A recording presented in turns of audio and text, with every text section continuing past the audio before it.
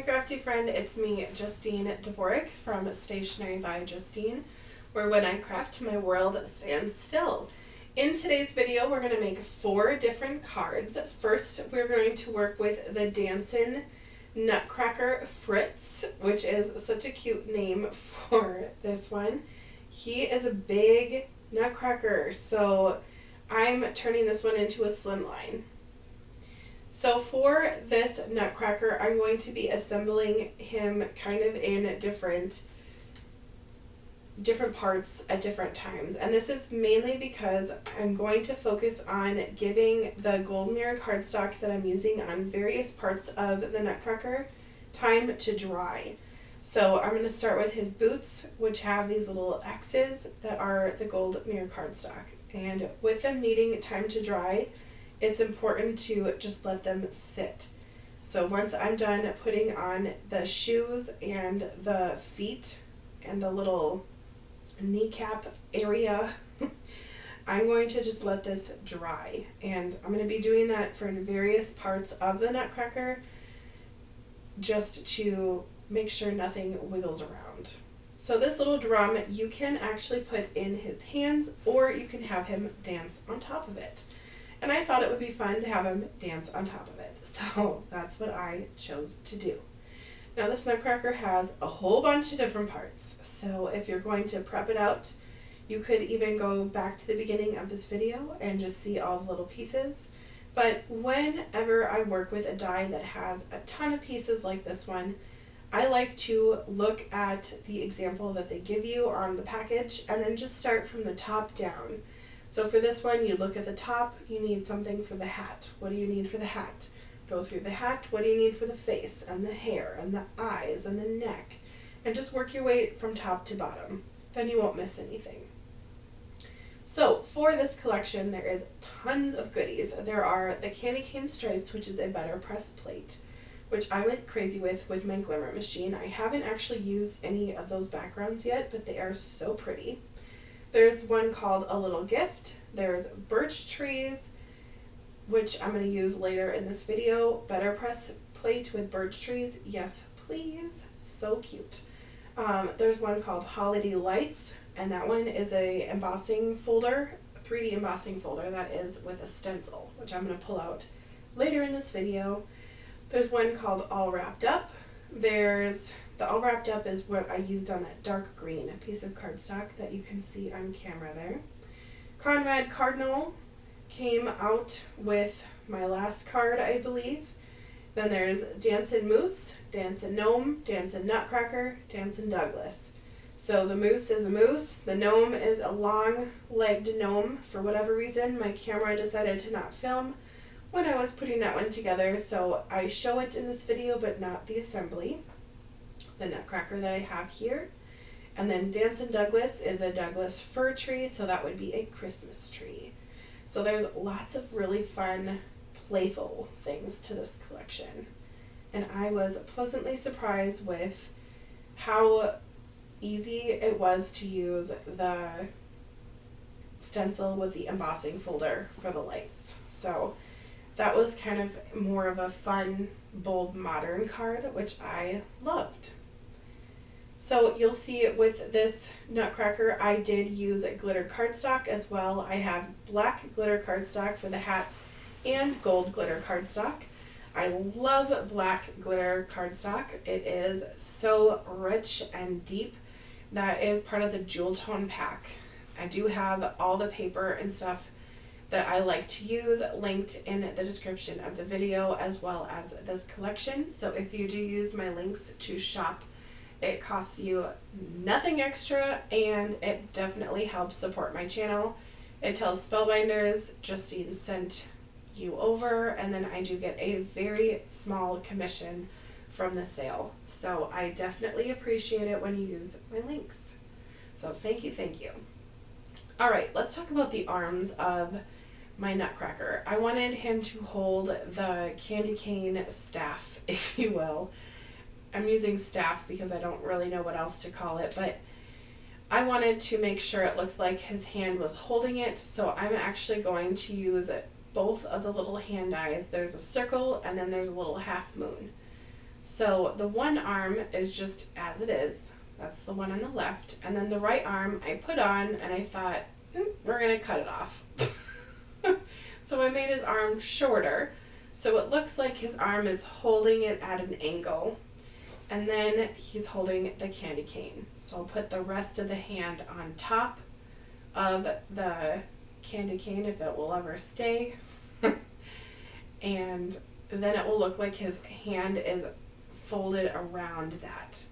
And shout out to the reverse tweezers for coming in handy on this card, and throughout the video I actually pull out my second one. Yes, I have two reverse actually no, I have three reverse tweezers in my stash, so it is very helpful to have at least one on hand. So if you don't have one, you're going to want to pick one up. So for this card, it is a little over 8 inches by 3, let's back that up, 3 1/4. So that helps make the slimline look. And I know that there are specific dimensions for slimline cards, but when I have dies like this where I want to make sure that it's giving plenty of room for everything to be on, I kind of make my own dimensions up. So I'm going to encourage you to do the same. So for the swinging part, or the Dancin part, you just put a little bit of foam in the center of the circle that swings. I used the same foam that I've been using in basically all my videos because it is cheap and easy to find. So, and then I will add some foam to the top part of my nutcracker. And then it's important to not put it too close to where the swingy element will be. You'll see me remove a piece here in just a little bit because it was actually too close and it kind of prohibited it from swinging as much as I'd like it to. But the foam that I'm adding right here is just helping it stay kind of cohesive and popped up. So then I will carefully put my nutcracker on. Yay, the legs swing. They're swinging to the right but not to the left. So you will see me remove that, like I said before. I wanted to make sure there was room for my sentiment, so I'm actually going to move everything up just a teeny tiny bit. So luckily nothing was stuck down too firmly that I was able to reposition things a little bit. I think this is where I remove. Whoops, there it goes. There we go. Now he can really swing those legs like crazy. The drum will go under his feet. I'm going to glue that down so it does not move. So it really gives the illusion of his legs moving and dancing. So silly. Whoops. There we go. We'll fix that. Then my sentiment I'm going to glue directly onto my card base. This one is from the Storytime collection. It is part of the, well, there's lots of really fun BetterPress sentiments for that, but it is the Christmas and December and, no, it's part of the Christmas sentiments one. So there is my gnome. Again, the sentiments are from the Christmas sentiments for this one as well. For whatever reason, it did not record, but that is life. Super cute. Another slimline card. This one was basically the same as the nutcracker. You can see the foam there. Super cute. Really easy to put together. And with that, we're going to move on to my third card, which has the 3D embossing folder and the stencil. So let's get inky, shall we? Whenever I use embossing folders and stencils, I like to emboss it first and then pop the stencil on top. So I'm using my stamp wheel from Altenew that has the sticky grid mat in it. I used some Simon Hurley ink. The red was called Bee Sting, and the green is called Later Gator. And I feel like you have to say it like that because in my head, when you say Later Gator to someone, you have to say it with attitude and sass. So Later Gator is the green. And basically just getting it all over. No really rhyme to the madness there. And then the part that holds the bulb, I'm going to do black ink for this one. So I'm just using my Memento black ink. It's nothing really fancy. It does the job. It went on really well. I actually had a lot of ink in my brush, so I only went back to the pad a couple times. So that was fabulous. Look at that, super cool. Now if you're heavy-handed with your ink blending, you can always add a little bit more dimension back into a piece by running it through the embossing folder after you've inked it again. That just really pushes everything up where it needs to be. Okay, so for my sentiment, I wanted to have it say Merry and then Christmas. Actually chopped the part off that says wishes, so it just says Merry Christmas.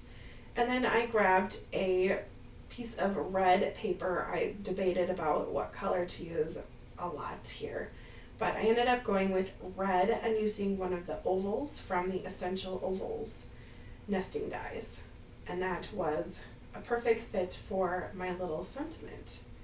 So when I want a sentiment and want a specific color of scrap, I like to just go to my scrap bin and just see what I have, and if the color and size matches, that's what's going on the card. So there's that little red oval all cut out. The texture on that is so cool. I actually made another card or another background that I will be having on a later video this month with the stitching collection that's coming out from Spellbinders. I used the same embossing folder and colored it with Copic markers, and that is really cute, if I do say so myself. But the stitching collection is super cute. It's small but mighty, and I'm excited to work more with that on camera coming up. So we have Merry Christmas. Oh, that Merry, by the way, is from a Christmas card kit from last year, so it's always great to hoard all of your sentiments, just like me, so you can pull them out whenever you want. All right, my last card is featuring Cardinal's Conrad Cardinal, which is the one I'm going to assemble on camera here, was part of the collection. And I'm going to put some white behind his eyes just so they pop a little bit more. But the other two Cardinals that I have on my card already are from the large die of the month from this summer. Was it June? Let me check now. Anyway, while I check on that, I will just keep chatting. But those two Cardinals are super cute, and I loved adding them to this card because they work really well with Conrad. They are the same size, but the shapes that are for the wings and the head and the angle of the body are different, so they work very well together. So let's see, the other two Cardinals were from the large die of the month from, okay, so that the two Cardinals were from the Snow-Capped Holidays die set. That was a large club item. So that may or may not go back on the Spellbinders website. If it is, when I am putting this video up, I will link that in the description for you. Sometimes they bring back old clubs, sometimes they don't. So that's just kind of the way the cookie crumbles. But I definitely recommend going back to your stash and grabbing them and just playing around. Oh, right now it is on sale, but it is $40. So if you don't want to spend $40 every time you want something, if you get the club price, it is cheaper. So without the club membership, it is $40. With the club, it would have been $27.50. So a little cheap hack for you is just to do the club. Just saying. All right, I wanted to grab some snow, if you will, for the bottom, and I wanted it to be off color from the background. So I'm actually using a watercolor scrap. And I just took my scissors and just gave it a little bit of a wavy hill. And that will go onto my gray cardstock, which is an A2 size. And then this little paper, you saw me just trim it down to 4 by 5 1/4. So it just has a little border all around it. So with birds, if you've ever watched birds in the snow, they are very light, but snow will leave footprints. So I'm actually going to add some footprints to my snow. Yes, I was feeling extra the day that I was filming this. So I tested out the snow look on some scrap paper with a Copic marker. I ended up using, I think it was N1, just to make some footprints.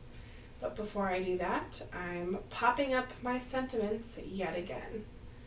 And once again, those sentiments are from the collection that just came out from Spellbinders. It's the Christmas Sentiments, which is part of the Storytelling by Spellbinders collection. They are BetterPress plates that are press once, cut once, or glimmer once, cut once. So if you do it one time, you're going to end up with 6 or 7 sentiments. I just love when they do that because more is more when you are card making.